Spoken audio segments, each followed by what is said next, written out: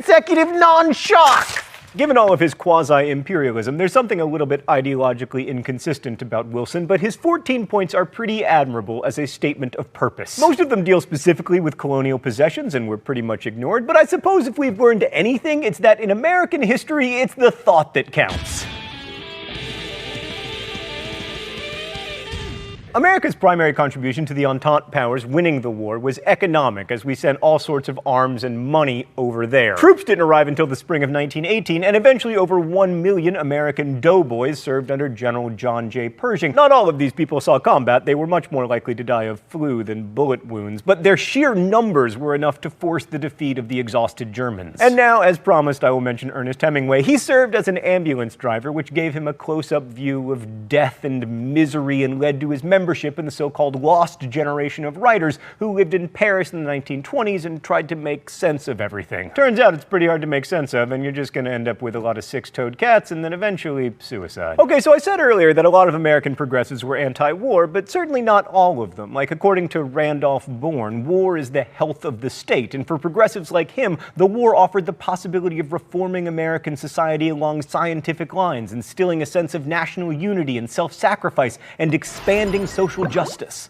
Let's go to the thought bubble. World War I made the national government much more powerful than it had ever been. Like in May of 1917, Congress passed the Selective Service Act, which required 24 million men to register for the draft and eventually increased the size of the army from 120,000 to 5 million. The government also commandeered control of much of the economy to get the country ready to fight, creating new agencies to regulate industry, transportation, labor relations, and agriculture. The War Industries Board took charge of all elements of wartime production, setting quotas and prices and establishing standardized specification for almost everything, even down to the color of shoes. The Railroad Administration administered transportation, and the Fuel Agency rationed coal and oil.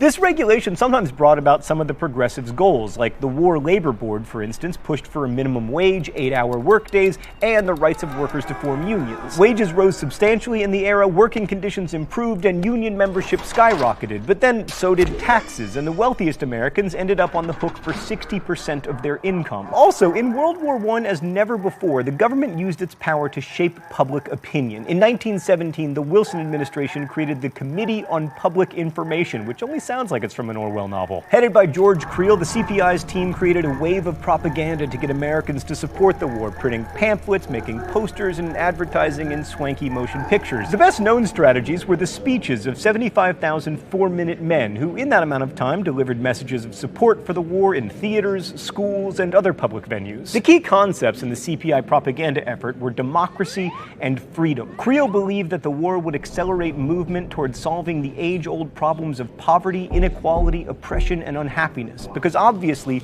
war is the most effective antidepressant. Thanks, Thought Bubble.